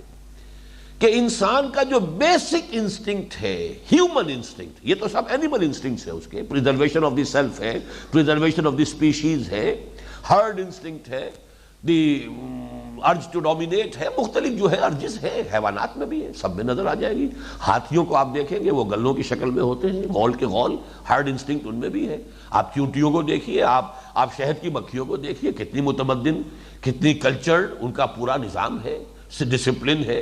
وہ سارا نظام وہاں موجود ہے۔ تو یہ انسٹنکٹس ہیں، لیکن یہ اینیمل وجود جو ہے انسان کا، حیوانی وجود، اس کے انسٹنکٹس ہیں۔ اصل میں انسانی جو ہے انسٹنکٹ وہ صرف ایک ہے، اور وہ یہ ہے کہ انسان کسی شے سے محبت کرنا چاہتا ہے، اس کو اپنا مطلوب و مقصود بنانا چاہتا ہے۔ کوئی آئیڈیل، کوئی تصور، کوئی نصب العین، کوئی آدرش، یہ ہندی کا لفظ آدرش بالکل اسی مفہوم میں ہے جس معنی میں نصب العین ہے عربی زبان کا۔ کوئی آئیڈیل، وہ آئیڈیل جو ہے کوئی شخص بھی ہو سکتا ہے، کوئی انسان ہو سکتا ہے، وہ کوئی نظریہ ہو سکتا ہے، وہ وطن ہو سکتا ہے، وہ قوم ہو سکتی ہے، قوم پرستی، وطن پرستی۔ اسی طریقے سے آپ اور ساری پرستشیں، دولت بھی ایک طرح کی پرستش جس کی ہوتی ہے، وہ بھی آئیڈیل بن جاتا ہے۔ اقتدار کی طلب، اس میں انسان اپنے آپ کو لگا دیتا ہے۔ ایک تصور کے حسن مبہم پر ساری ہستی لٹائی جاتی ہے۔ زندگی ترک آرزو کے بعد کیسے سانسوں میں ڈھالی جاتی ہے۔ اگر انسانی زندگی میں کوئی آرزو نہیں، امنگ نہیں، مقصد نہیں، نصب العین نہیں، تو یہ تو جیسے سانس کی آمد و شد ہے، بس آیا جا رہا ہے۔ ہیومن ویجیٹیبل ہے انسان جو ہے، در حقیقت حیوان انسان ہے، جیسے آج کل ہیومن ویجیٹیبل کا کانسیپٹ ہے کہ بعض مریض ایسے ہوتے ہیں کہ جیسے ویسے تقریباً موت ان کی واقع ہو چکی ہے، لیکن مشینوں کے اوپر آپ نے زندہ رکھا ہوا ہے، اس کو غذا بھی دے رہے ہیں، اس کا دل بھی چلا رکھا ہے، اس کا ہر شے جو ہے وہ اس کے ذریعے سے چل رہی ہے، وہ بڑھ بھی رہا ہے۔ جیسے کہ کوئی بڑی سی ککڑی ہو، اگر آپ اس کو یہ تمام چیزیں وہ ککڑی پھیلتی چلی جائے گی، وہ نہ معلوم گزوں کی لمبی ہو جائے گی۔ تو اسی طریقے سے وہ انسان جو ہے ہیومن ویجیٹیبل کی شکل میں پڑا رہے گا۔ تو یہ ہیومن ویجیٹیبلز ہے۔ انسان کا ایک ہی انسٹنکٹ ہے، اور وہ یہ ہے کہ کوئی نصب العین، کوئی مقصود، کوئی مطلوب، کوئی آدرش جس کے لیے جیے، جس کے لیے بھوک برداشت کرے، جس کے لیے مشقتیں جھیلے، جس کے لیے جان اور مال کے خطرات اور نقصانات برداشت کرے، جس کے لیے جان کی بازی کھیل جائے۔ اب آپ سوچئے وطن کے اوپر جانے قربان نہیں کر دیتا آدمی؟ کیوں کر دیتا؟ ورنہ یہ کہ اینیمل انسٹنکٹس کے اندر تو سب سے زیادہ پورٹنٹ انسٹنکٹ جو ہے وہ یہ ہے کہ اپنے آپ کو بچاؤ، preservation of the self. Animal instinct میں اس سے زیادہ پورٹنٹ کوئی انسٹنکٹ نہیں۔ لیکن آپ نے دیکھا نہیں لوگ اپنے نظریات پر، اپنے مقاصد کے لیے کیسی جانیں قربان کرتے ہیں۔ ہراکری کر رہا ہے جاپانی جو ہے، اپنے ہی ہاتھ سے جو ہے خنجر اپنے پیٹ کے اندر گھونپتا ہے اور چیرتا ہوا اوپر تک لے آتا ہے۔ کر رہا ہے کس لیے؟ وہ ایمپرر ہے اس کا، وہ اس کا دیوتا ہے، اس کا حکم ہے، اس کی اپنی سرزمین ہے، اس کا وطن ہے۔ یہ جو دوسری جنگ عظیم کے اندر سننے میں آیا کہ وہ تو ایسے بوم بنائے گئے تھے کہ جس کو لے کر سٹیئر کرتا تھا آدمی اسی میں بیٹھا ہوا ہے، سٹیئر کر کے لے جا رہا ہے تاکہ وہ بم ضائع نہ ہو۔ 100 بم آپ نے گرائے تو وہ ایک جو ہے وہ کہیں کسی جا کر ٹارگٹ پر لگا، تو تو سمندری جہازوں کی چمنیوں میں لے کر اس بم کو اترے ہیں لوگ، خود بھی اس کے اندر، وہ چمنی کے اندر جب گئے، جب اندر جا کر پھٹے گا وہ وہاں تو اس کا کیا حال ہوگا؟ اس کا تو کوئی ایک چیتھڑا بھی نہیں ملے گا کہ کہاں تھا وہ انسان، جا رہا ہے کر رہا کس لیے؟ نظریہ ہے۔ کمیونزم ایک تصور تھا نا، ایک آئیڈیل تھا، اس تصور کے لیے کتنی کچھ جانیں لوگوں نے دی، آزادی کے لیے، وطن کے لیے، قوم کے لیے، کسی بھی مقصد کے لیے۔ یا یہ کہ فرض کیجئے وہ شیریں کے لیے فرہاد نے جو کچھ کیا، آخر کیا کہ نہیں کیا؟ کوئی آئیڈیل تھا، کوئی مقصود تھا، وہ آخر وہ کہاں سے جو ہے پہاڑوں میں سے نہر کھود کر لے آیا۔ تو یہ ہے ان کا تجزیہ کہ انسان میں یہ بیسک انسٹنکٹ ہے کہ وہ کسی کو اپنا مطلوب، مقصود، آئیڈیل، آدرش، نصب العین بنا کر اس کے لیے بھاگ دوڑ، محنت، مشقت، جاگنا، مشقت جھیلنا، جانی اور مالی نقصانات برداشت کرنا، یہ ہے اصل ہیومن انسٹنکٹ۔ تیسری بات انہوں نے یہ کہی، یہ اصل میں تھا اللہ کی محبت کے لیے، اصل ہے یہ روح کا جذبہ، وہ لوٹنا چاہتی ہے اپنے اصل منبع کی طرف، وہ منبع ہے اللہ کی ذات۔ کہاں سے آئی یہ روح؟ یہ تو وہی سے صادر ہوئی ہے، اس کے اندر طلب جو ہے یہ اصل ہے روح کی طلب، اللہ کو پوجنے، اللہ سے محبت کرنے، اللہ کی طرف رجوع کرنے کی۔ لیکن جب ذہن انسانی وہاں تک نہیں پہنچ پاتا تو جیسے آپ کو معلوم ہے کہ ایک شخص نہایت بھوکا ہے تو بھوک کی شدت میں وہ بہت ہی گندا کھانا بھی کھا لے گا، اگر اتنی بھوک نہیں ہے تو وہ شاید اس کھانے کی طرف نگاہ اٹھا کے نہ دیکھے۔ ہم نے یہ جو بھی 1947 میں جو سفر طے کیا ہے، وہ چنے ہم نے کھائے ہیں کہ جن میں کیڑے جو ہے نظر آتے تھے چلتے ہوئے، ان کو ابال کر کھایا، اس لیے کہ بھوک کی شدت ہے، اب کوئی شے جو ہے وہ اور ہے نہیں۔ وہی چنے جو ہے وہ کیمپوں میں تقسیم ہوئے، وہ اس وقت نعمت غیر مترقبہ نظر آتی تھی۔ جوہڑوں میں سے جا کر پانی لیا جس کا تصور نہیں کر سکتے کہ یہ پانی پیا جا سکتا ہے، کہ ساتھ ہی وہ حیوانات کھڑے ہوئے، ہمارے ہی بیل وہ گڈوں کے، اور وہ آپ پیشاب کر رہے ہیں، اور بالکل جسے چھپڑ کہتے ہیں آپ، چھپڑ اس کا پانی ہے وہ پی رہے ہیں۔ کیا کریں؟ اس لیے کہ اندر سے ارج ہے، پیاس ہے، آدمی پیتا ہے۔ بلکہ مجھے تو واقعہ سنایا تھا، یہ جو لکھوی برادران ہیں، اہل حدیث علماء ہیں بہت معروف، معین الدین لکھوی، محی الدین لکھوی، ان کے والد مولانا محمد علی لکھوی، انہوں نے مجھے بتایا کہ جب یہ سعودیوں نے جب فتح کیا تھا حجاز کو، تو جو ملک عبدالعزیز ابن سعود تھے، ان کے ہاں ایک وفد گیا تھا ہندوستانی علماء کا، جدے میں ان کی وہ ملاقات ہوئی، باریابی حاصل ہوئی، تو انہوں نے جا کر پہلے تو مبارکباد پیش کی کہ آپ کو اللہ تعالیٰ نے یہ مقام عطا فرمایا، تو وہ ہی واز آل ہیوملٹی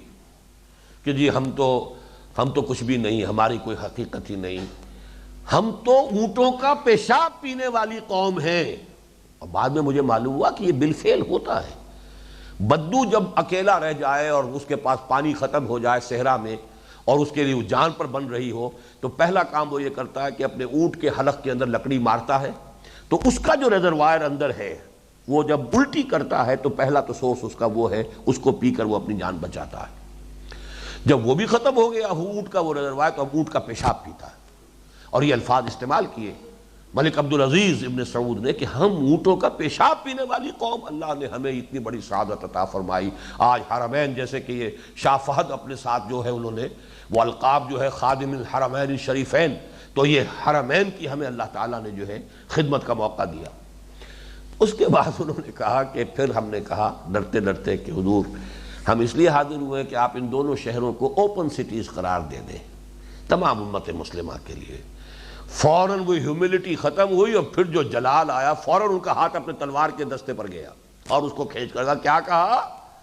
یہ ہم نے اپنے خون سے اس سرزمین کو فتح کیا ہے۔ ابھی تک تو تھا اللہ کا دیا ہوا، اللہ کا موقع تھا، اللہ نے عنایت کر دیا، یہ ہماری کہاں شان تھی، اب فوراً یاد آ گیا ہم اپنے خون سے اس کو فتح کیا۔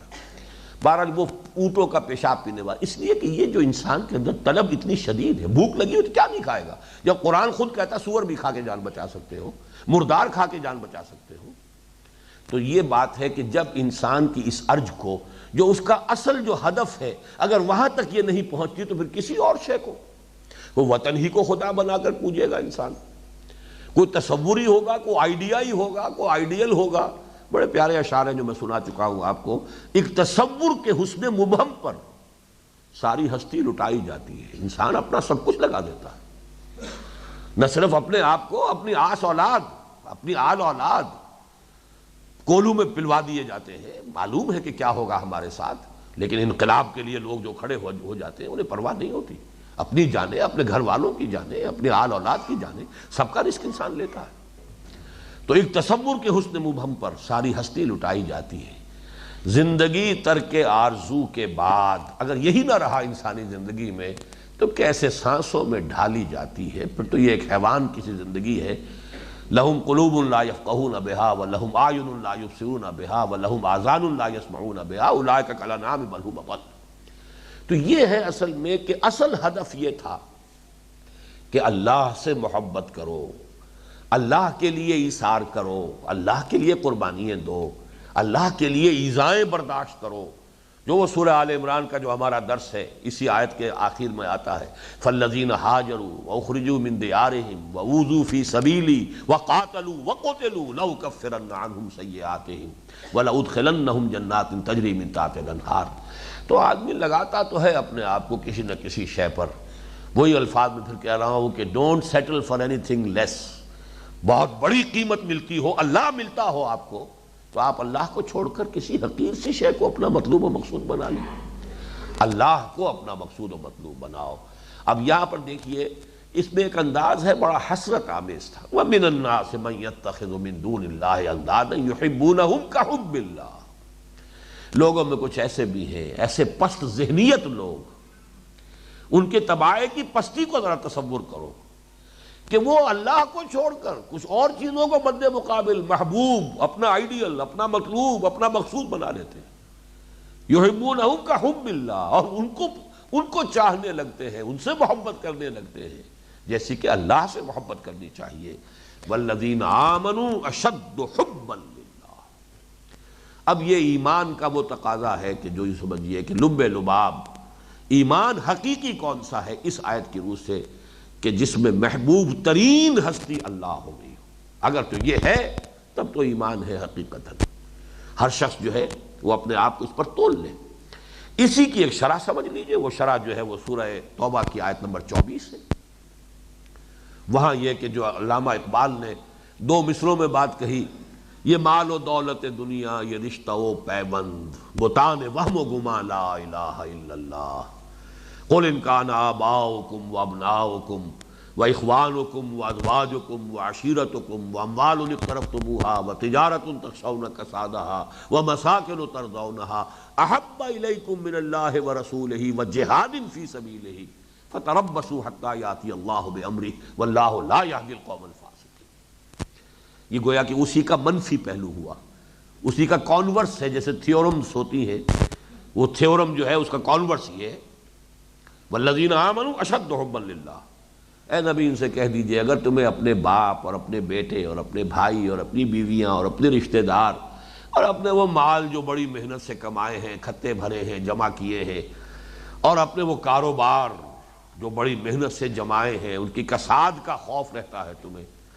اور اپنے وہ محل جو بڑے چاؤ سے اور بڑے ارمانوں سے تعمیر کیے ہیں، جو بڑے محبوب ہیں، جہاں نہ معلوم کہاں کہاں سے ڈیکوریشن پیسز لا کر انہیں سجایا ہے، کہاں کہاں کا فرنیچر وہاں جو ہے رکھا ہے، اگر یہ چیزیں محبوب تر ہیں اللہ سے اور اس کے رسول سے اور اللہ کی راہ میں جہاد سے، فتربصوا تو جاؤ، دفع ہو جاؤ، بیٹھو وہاں، بیٹھو انتظار کرو۔ واللہ لا یہدی القوم الفاسقین، اللہ ایسے فاسقوں کو ہدایت نہیں دیتا۔ اس کا طریقہ یہ نہیں ہے کہ زبردستی ہدایت ٹھوس دے۔ اگر تمہارا چوائس یہ ہے، یہ چیزیں محبوب تر ہیں،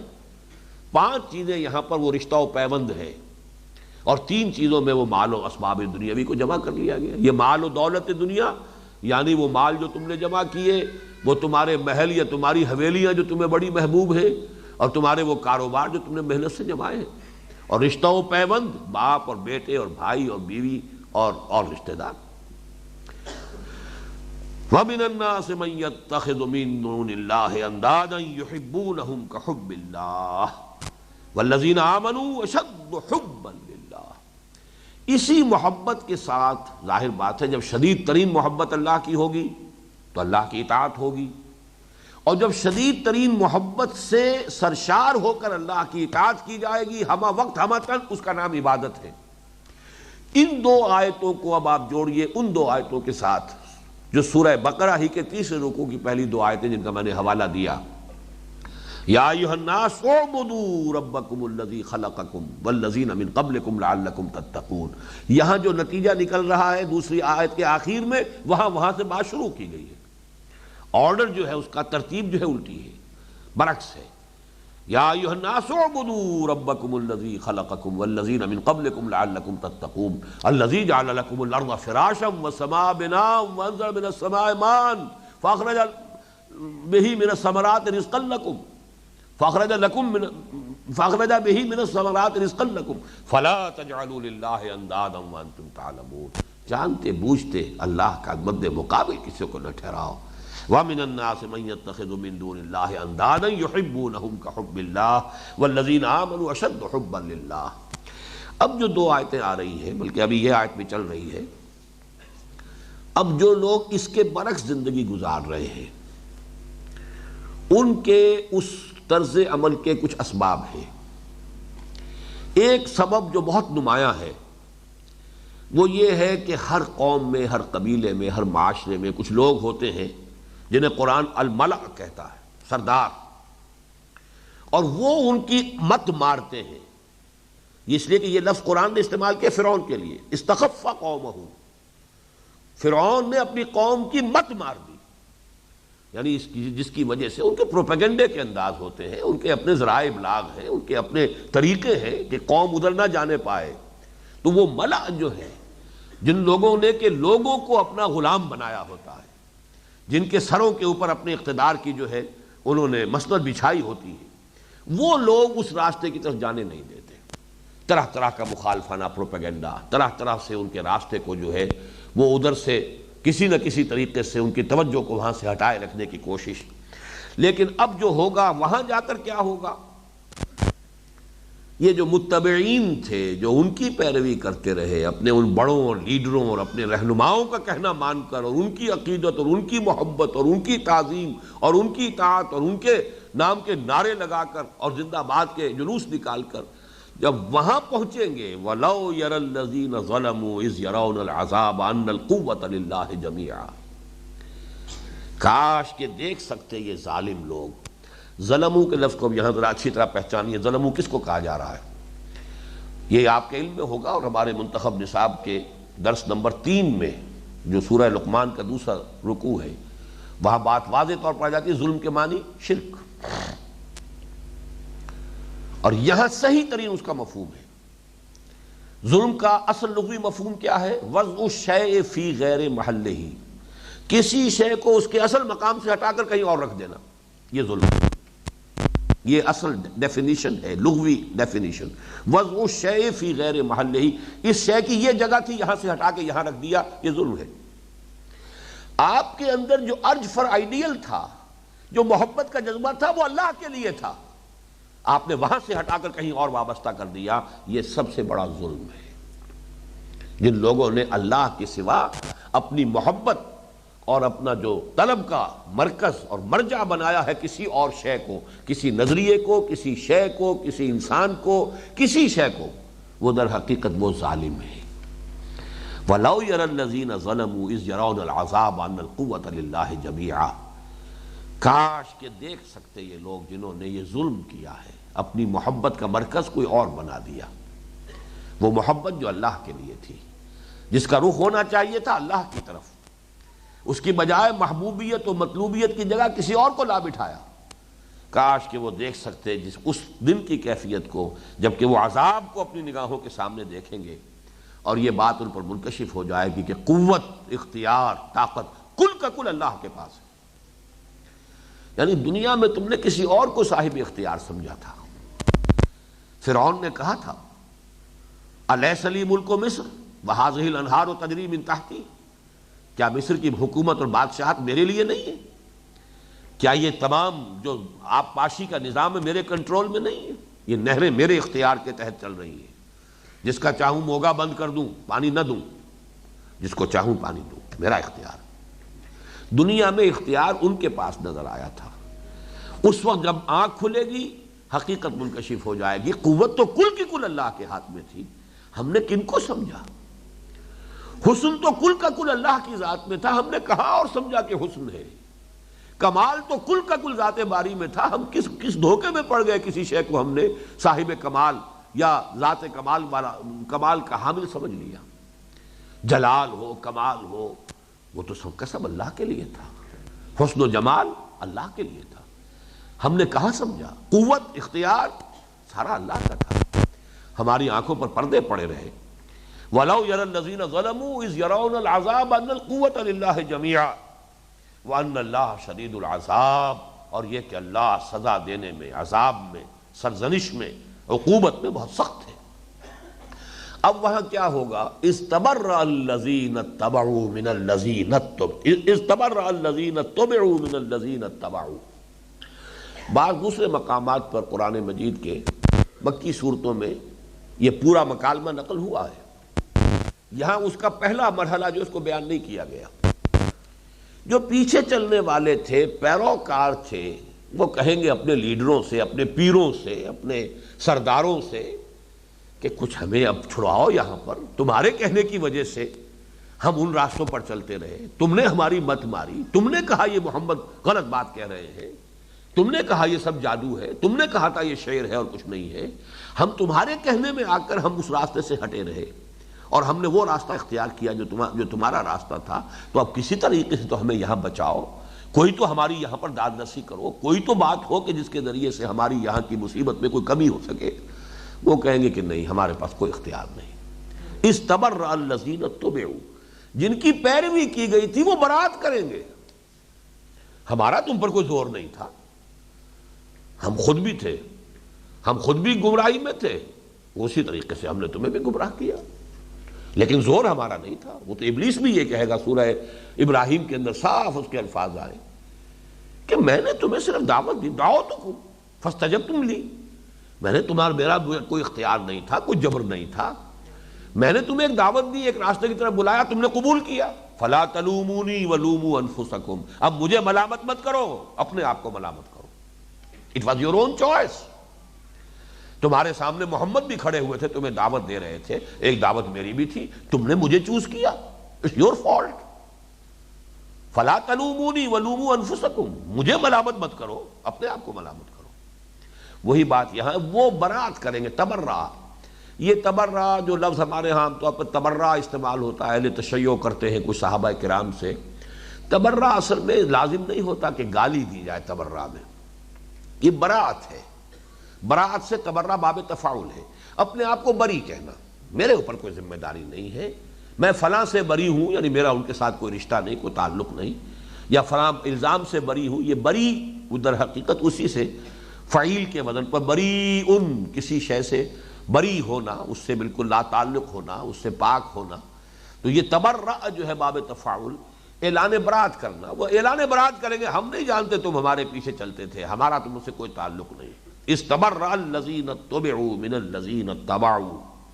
وہ جو پیروکار تھے، پیچھے چلنے والے تھے، ان سے وہ تبرع کریں گے، اعلان لا تعلقی کریں گے، اپنے آپ کو بری قرار دیں گے، ان کی ذمہ داری قبول کرنے سے انکاری ہوں گے۔ وَرَأَوُا الْعَذَابَ وَتَقَطَّعَتْ بِهِمُ الْأَسْبَابُ، اور پھر وہ دیکھیں گے عذاب کو، نگاہوں کے سامنے ہے، اور ان کے مابین سارے تعلقات ٹوٹ جائیں گے۔ اسباب، سبب، ذرائع کو بھی کہتے ہیں، اسباب و ذرائع، ہمارے ہاں یہ لفظ مستعمل ہے، دونوں کو ساتھ لے کر آتے ہیں۔ ان کے مابین سارے رشتے ختم ہو جائیں گے۔ دنیا میں بڑی محبتیں تھیں، دنیا میں بڑے ایک دوسرے کے لاڈ تھے، چونچلے تھے، قرآن مجید نے تو آخری بات کر دی ہے دو جگہ پر کہ ہر انسان اس روز چاہے گا کہ میرے ماں باپ کو جہنم میں جھونک دو، میری اولاد کو جھونک دو، شوہر بیوی کے لیے کہے گا، بیوی شوہر کے لیے جھونک دو اسے، وَمَنْ فِي الْأَرْضِ جَمِيعًا، سب کو جھونک دو، مجھے کسی طریقے سے بچا لیا جائے، جس کو آپ عرف عام میں نفسی نفسی کہتے ہیں۔ یوم یفر المرء من اخیہ وامہ وابیہ وصاحبتہ وبنیہ لکل امرئ منہم یومئذ شأن یغنیہ، ہر ایک کو اپنی پڑی ہوگی، کوئی باپ اور ماں اور بیٹا اور بیٹی اور بیوی یا شوہر، کوئی کسی کا خیال نہیں ہوگا۔ ومن فی الارض جمیعا ثم ینجیہ، تمام زمین والوں کو جھونک دیا جائے، مجھے بچا لیا جائے۔ یہ نفسی نفسی جو اس وقت ہونی ہے، کاش کہ یہاں انسان سوچے کہ علیکم انفسکم، اپنی فکر کرو، کوئی لیڈر تمہیں نہیں بچا سکے گا، کوئی جسے آج رہنما سمجھے ہوئے ہو، کوئی وہ رہنما تمہاری طرف سے وہاں ذمہ دار نہیں ہوگا، جواب دہی کرنے والا نہیں ہوگا۔ Everyone has to face his own accountability himself۔ کلہم آتی ہے یوم القیامت فردا، ایک فرد کی حیثیت سے کھڑے ہو۔ تقطعت بہم الاسباب، سارے رشتے منقطع ہو جائیں گے۔ ایک جگہ پر تو آیا الاخلاء بعضهم یومئذ لبعض عدو الا المتقین یا متقون۔ یہ تمام جو دوستیاں ہیں دنیا میں بڑی گہری دوستیاں ہیں اور بڑے محبتیں ہیں، سب ایک دوسرے کے دشمن ہوں گے وہاں، یہ دشمنیوں میں تبدیل ہو جائیں گی، ہاں سوائے متقیوں کے، ان کے درمیان اگر دنیا میں رشتہ محبت ہے وہاں بھی برقرار رہے گا۔ وقال الذین اتبعوا، اب وہ کہیں گے اس حسرت کے ساتھ وہ لوگ کہ جنہوں نے پیروی کی تھی، جو پیچھے چلے تھے، جو ان کے کہنے میں آ گئے تھے، فاستخف قومہ، اس نے اپنی قوم کی مت مار دی، قوم کو ایسا ورغلایا، ایسا بہکایا، ایسے سبزباغ دکھائے، موسیٰ کے بارے میں ایسا مخالفانہ پروپیگنڈا کیا کہ قوم کی مت ماری گئی۔ سب کچھ دیکھا، اور سب کچھ دیکھنے کے باوجود 9 معجزے حضرت موسیٰ علیہ السلام کے آل فرعون کو دکھائے گئے، 9 آیات بینات، 9 معجزے، لیکن جب مت ماری جاتی کچھ نظر نہیں آتا۔ لہذا اب وہاں وہ کہیں گے وقال الذین اتبعوا لو ان لنا کرۃ فنتبرأ منهم كما تبرؤوا منا، اگر کسی طرح لوٹنا نصیب ہو جائے، لو ان لنا کرۃ،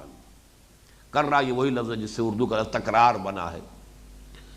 تکرار میں بھی بات آپ نے کی، دوسرے نے لوٹائی، پھر آپ نے، جیسے ٹینس میں گیند جو ہے اس کورٹ میں پھر اس کورٹ میں، تو یہ تکرار ہے۔ لو ان لنا کرۃ، اگر ہمارا لوٹنا ہو جائے، کاش کہ کسی طرح دنیا میں ایک دفعہ دوبارہ جانا نصیب ہو جائے، دوبارہ لوٹ کر دنیا میں جانے کی کوئی صورت پیدا ہو جائے، فَنَتَبَرَّأَ مِنْهُمْ كَمَا تَبَرَّؤُوا مِنَّا، تو پھر ہم اپنے لیڈروں سے، پیشواؤں سے اسی طریقے سے برات کریں گے جیسے یہ آج ہم سے برات کر رہے ہیں، جس طرح دور ہو کر کھڑے ہو گئے کہ ہمارے اوپر کوئی ذمہ داری نہیں، وہ سارے ہمارے جو بھی جس طرح سے برگلا کر اور جس طریقے سے دھوکے دے کر ہمیں اپنے پیچھے چلاتے رہے، آج ایسے ہو کر کھڑے ہو گئے جیسے کوئی تعلق نہیں، تو ہم بھی پھر ان کا وہ ساتھ چھوڑ کر پھر ان کے جھنڈے ہم نہیں اٹھائیں گے، پھر ان کے پیچھے ہم جو ہے وہ نہیں لگیں گے، ان کی پیروی نہیں کریں گے۔ لو ان لنا کرۃ فنتبرأ منہم کما تبرؤوا منا۔ یہاں پہ ایک بات اور نوٹ کر لیجئے، قرآن مجید میں سورہ عنکبوت چونکہ ہمارے اس منتخب نصاب میں شامل ہے، اس میں ایک مضمون اور آتا ہے، چونکہ یہ مناسبت ہے لہذا یہاں پر میں چاہتا ہوں کہ اسے بھی آپ ذہن میں تازہ کر لیں۔ ایک تو وہ لوگ ہیں کہ جو وہ متبع اور متبع، ایک وہ لوگ ہیں جن کی پیروی کی جاتی ہے، ایک وہ کہ جو پیروی کرتے ہیں، ان کا تو سارے درمیان تعلق جو ہے وہ یہاں پر آ گیا۔ دنیا میں ان کی پیروی کی، ان کا کہنا مانا، ان کے پیچھے چلے، ان کے ورغلانے میں آئے، اور آخرت میں پھر جو ہے وہ اس حسرت کے ساتھ دوچار ہوں گے۔ ایک ہے دنیا میں ایک دوسرے کا ایک جو سوشل کانٹیکٹ ہوتا ہے،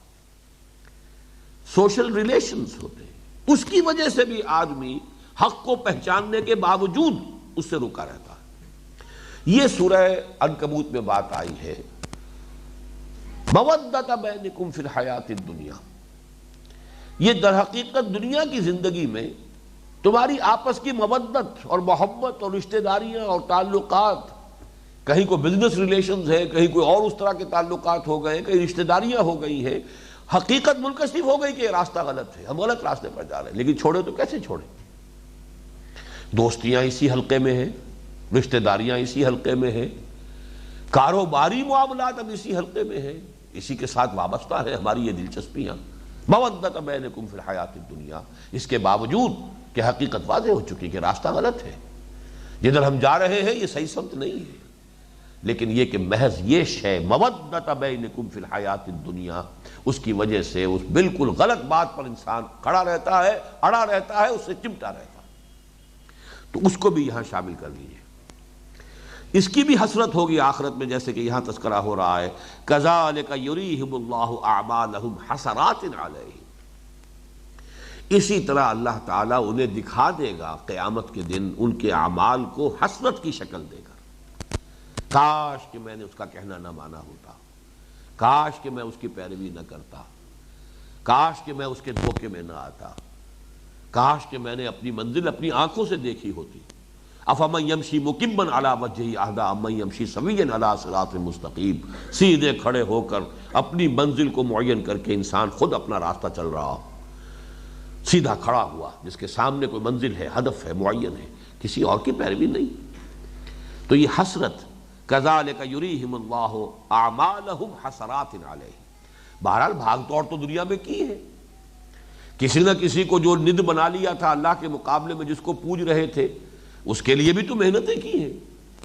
اس کے لیے بھی تو مشقتیں کی ہیں۔ ایک تصور کے حسن مبہم پر بھی تو ساری ہستی لٹائی تھی، راتوں کو جاگے تھے، اپنی ہر طرح کی مشقتیں اور مصیبتیں جھیلی تھی، چاہے ان کے جھنڈے اٹھانے میں، ان کے نعرے لگانے میں، ان کے اقتدار کا سنگھاسن جو ہے اپنے کندھوں پر اٹھایا تھا۔ یہ ساری پھر انسان کو قیامت کے دن یہ تمام چیزیں ایک انتہائی حسرت کی صورت میں سامنے آئیں گی۔ کذالک یریہم اللہ اعمالہم حسرات علیہم وما ہم بخارجین من النار، اور نہیں ہوں گے پھر وہ نکلنے والے آگ سے، پھر تو خلود ہے، پھر ہمیشہ اسی کے اندر رہنا ہے، وہاں سے نکلنے کی کوئی صورت نہیں ہے۔ اس لیے کہ وہ دنیا میں لوٹ کے آنے کا مسئلہ نہیں ہے، یہ دنیا ایک ہی دفعہ ہے، یہ زندگی ایک ہی بار ملی ہے،